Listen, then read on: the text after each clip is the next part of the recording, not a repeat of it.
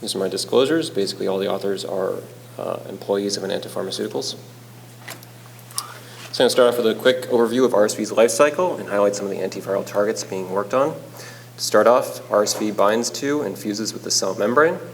Upon release of its genetic material into the cytoplasm, the RNA-dependent RNA polymerase transcribes the genome into messenger RNAs, also replicates those into antigenomic copies, which are used as templates to generate more genomic copies, and hence more messenger RNAs. The cell's ribosomes go on to take those messenger RNAs and translate them into viral proteins, which in combination with the genomes assemble in the cytoplasm before being transported to the cell surface where they bud and are potentially released. One of the most successful antiviral strategies developed to date are the monoclonal antibodies. However, these do have their limitations. They only work prophylactically, operating outside of the cell, and even when administered are roughly 50% efficacious. One of the most poured over areas of industrial research to date have been the fusion inhibitors. These bind to the F protein and disrupt the ability of the virus to enter into the cell, and may also play some role in preventing proper release of the virus from the cell. One of the most promising areas of research so far are the L inhibitors. These interfere with the RDRP's ability to transcribe and replicate the genome and thus work post-infection.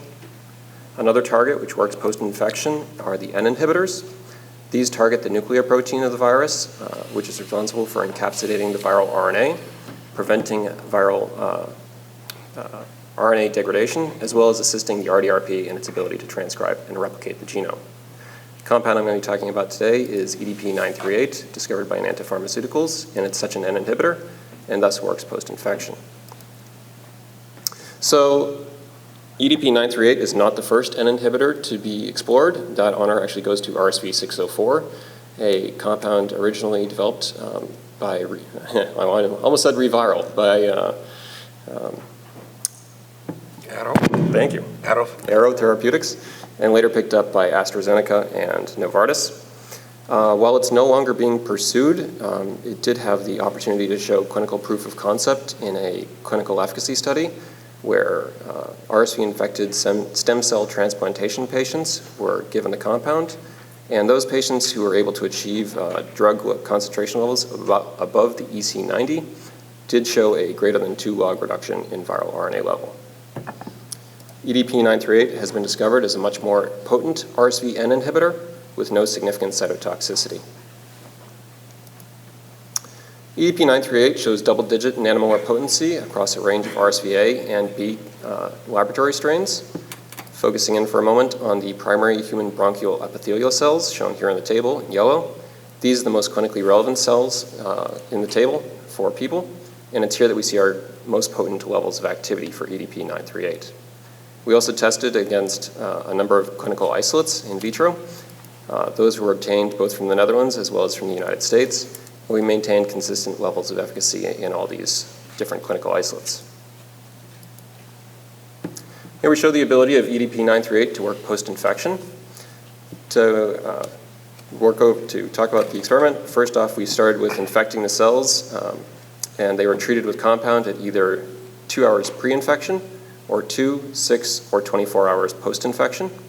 We have full cytoprotection present in the 6-hour group post-infection, and even waiting 24 hours to administer compound, we still get roughly 80% cell viability, and with very little shift in EC50 as compared to virtually no cell viability if you completely withhold administration of the compound. We looked at EDP-938 and its ability to work in combination with other antiviral targets compounds. What you're looking at here are viral inhibition curves with EDP-938 at a variety of concentrations in combination with other antivirals. In the top left, we have EDP-938 crossed with itself as a control to the experiment, or crossed with a fusion inhibitor, in this case, Gilead's GS5806, the AZ27 non-nucleoside L inhibitor, or the nucleoside inhibitor ALS8112. These results were analyzed using the low additivity model, the results of which were that EDP-938, when crossed with itself, came out as being additive, which it should be.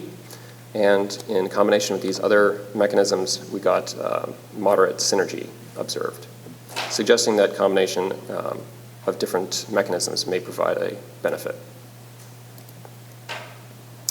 We've also shown EDP-938 to work in vivo using the African green monkey model. Here, animals were dosed with 100 mg per kg BID over the course of 5 days. When we look at the vehicle control group, we can see good levels of RNA expression peaking at day 5 post-infection, after which point they begin to naturally resolve on their own. We tested RSV-604 in this model at the same 100 mg per kg as with EDP-938, and we observed a statistically insignificant reduction in viral RNA load. But when we looked at EDP-938, we had a pronounced antiviral effect culminating in a greater than 4 log reduction in RNA at the 5-day post-infection time point. So drug resistance is a significant concern for all antiviral therapies, whether we're talking about RSV, influenza, or any other virus out there really, and it's something that we focused on. We looked at fusion inhibitors, in this case GS5806, and what you're looking at here is basically just serial passage of the virus in the presence of multiples of the EC50 of the compound. We started with 10 times the EC50, and you'll notice that the virus is able to survive that initial starting concentration and can very rapidly progress up to high levels of resistance against GS5806. When we sequenced this population, we found 2 F protein mutations that granted the virus a greater than 40,000-fold greater than 40,000-fold shift in efficacy against GS5806. Of note, other fusion inhibitors tested against this mutation, against this resistant strain, were similarly affected, being completely unable to suppress the virus. In looking at L inhibitors, in this case AZ27, it's a similar story, that the virus is able to survive a 10 times EC50 initial starting concentration and can again progress up to very high levels rapidly in just a few passages. When we sequenced this population, we found a handful of single-point mutations capable of generating a greater than 1,000-fold shift in its EC50. So it appears that in many cases, resistance is a significant concern. A little bit of a different story when we look at EDP-938, in this case in an RSV-A background. We started with 7 populations being passaged at 8 times the compound's EC50 and 7 populations at 4 times the compound's EC50. In all 14 populations, the virus was unable to survive this initial starting concentration. So we had to back things up a bit and began passaging the virus at 1 times the EC50 instead before raising the concentration. But again, when we hit 8 times the EC50, the virus was unable to maintain itself and died off. We did eventually succeed in getting a population to survive up to the 64 times EC50 level, but every time we tried to push it higher, we lost the virus. Using a similar technique, we generated a few more drug-resistant populations, but none of them were ever able to achieve even the 64-fold barrier. These populations were plaque purified, and the clones were sequenced and characterized, and I'll be talking about those results in just a couple slides. In RSV-B, it's a similar story. Again, 3 populations at 10 times EC50, 7 populations at 4 times the EC50, and in all 10 cases, the virus was unable to survive this initial starting concentration. We actually had a very difficult time generating resistance in RSV-B, as every time we tried to increase the concentration on a population, we lost the virus, usually at 8 times EC50, but sometimes at 4 times, sometimes at 16 times. We did eventually succeed in generating 2 resistant populations, but of note, during this process, these 2 populations lost all cytopathic ability and had to be monitored through RNA level alone. As such, we were unable to plaque purify these populations and instead were sequenced as populations. So when looking for changes in the genome, what we found were that the mutations were appearing in 2 proteins, the N and the G protein. The N protein, should be noted, is the most conserved protein in the RSV genome, while G is the least conserved. Every single one of our resistant strains had at least 1 N mutation, while only a third of the resistant strains had a G mutation. M109K provided the greatest fold resistance to our compound, 67-fold shift versus wild type. And of interest, the M109 position actually generated multiple changes, arising independently multiple times across both RSV-A and RSV-B. In mapping these mutations to the structure of the N protein, what we see is that the majority cluster around a single region of the protein, an area believed to interact with the P protein of the virus. As there's no solved structure for G, we are unable to map those changes. We did want to better understand how each of these individual mutations were affecting the fold resistance, so we utilized a reverse genetics technique to individually interrogate these mutations. The results of which you can see here with fold shifts shown in yellow. Right away, we can see that the M109K mutation still provides the greatest fold resistance at 27-fold resistance shift, with M109T providing the second most resistance at 5.4. Interestingly, the V90A mutation, which is removed from the rest of the mutations discovered, provides no additional resistance on its own. It may simply be acting as a compensatory mutation along with the S134T mutant. So this led us to our next question, which was how much of a concern are these mutations in people? Essentially, how viable are these virus populations?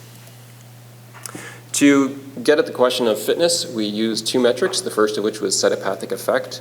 Here we're plotting wild-type virus as compared to our most resistant mutant, the M109K strain, looking at cell viability. And you can see that between days 3 and 5, cell viability essentially goes from 100% down to 0 for the wild-type strain, while we do not see any sort of significant reduction in cell viability for the M109K strain. If we take the average cell health over days 4 and 5, what we get is that the wild-type strain has 14% cell health, while M109K has 120% cell health, as measured by ATP, and as compared to untreated and uninfected cells. The same also holds true for our second most resistant mutant, the Q102 et al. Strain, which also contains that M109T mutation. Again, compared to wild type, we have very high levels of cell viability through days 4 and 5, and only at day 6 do we begin to see a decline. The same is also true for our other resistant strains, although in a less dramatic fashion. So this answers the question of cytopathicity, but we next wanted to figure out how rapidly new infectious particles are being generated. And to do that, we looked at plaque-forming unit production per day. Again, our most resistant strain, M109K, compared to wild type, and right away you can see that the wild type is producing far more plaque-forming units per day as compared to the mutant. Taking the area under the curve, what we get is that the M109K strain is producing just under 1% the amount of infectious particles as the wild type is on a day-to-day basis. Once again, also true for our second most resistant strain, in fact even more extreme here, as the Q102 et al. Strain is producing under 1% at 0.26% the amount of plaque-forming units over this similar window of time. And again, it's also true for all of our other strains, although again, in a less dramatic fashion. So what we start to see is that our two most resistant strains are also our least fit, and that as the fold resistance gradually heads back down towards wild-type levels, so too do fitness levels revert back towards wild-type levels. So we're seeing an inverse correlation between viral fitness and drug resistance. EDP-938 has completed a first-in-human phase 1 study. It was a randomized, double-blind, placebo-controlled study with a total of 90 subjects enrolled and divided between the single ascending dose and multiple ascending dose phases. All the subjects in the study completed both their respective SAD or MAD phases. EDP-938 was found to be generally safe and well tolerated across all cohorts, with all adverse events being of mild intensity and headache being the most frequently reported adverse event, although there was no correlation between reporting of headaches and dose level.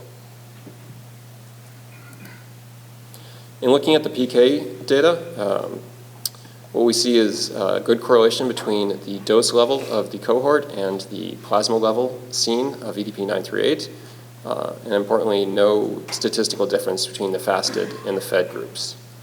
Similar story for the MADS trial. These are data coming in after the completion of 7 days of drug administration.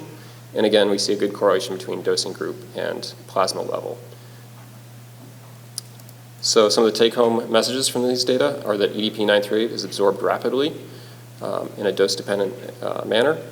The Tmax ranged from 2 hours to 5 hours across all cohorts, and there was little accumulation from day 1 to day 7. The PK was deemed to be suitable for once or twice daily oral dosing, regardless of food intake, with a mean half-life ranging from 12.9 to 17.6 hours across all cohorts. Perhaps most importantly, the mean EDP-938 trough level exposures were approximately 7 to 31 times higher than the EC90 against RSV-infected human cells. This gives us a good level of confidence moving forward, especially in light of the older RSV-604 data. In summary, EDP-938 is highly active against all RSV-A and B laboratory strains and clinical isolates tested to date. It has excellent in vivo efficacy in the African green monkey model. It's shown a high barrier to resistance, being unable to survive even a 4 times EC50 initial starting concentration of compound as compared to L or F inhibitors. When it does generate resistance, it tends to be at a lower level, less than a 100-fold shift, as compared to a greater than 1,000 or 40,000-fold shift as tested with the fusion or L inhibitors that we had in our possession. The most significant resistant mutants are also most severely impacted in their fitness. It's completed a phase 1 study in healthy subjects, deemed being highly tolerable and safe at all via single and multiple ascending doses, and it has exhibited PK suitable for once or twice daily oral dosing without regard to food. Currently, EDP-938 is being evaluated in a phase 2 proof of concept challenge study.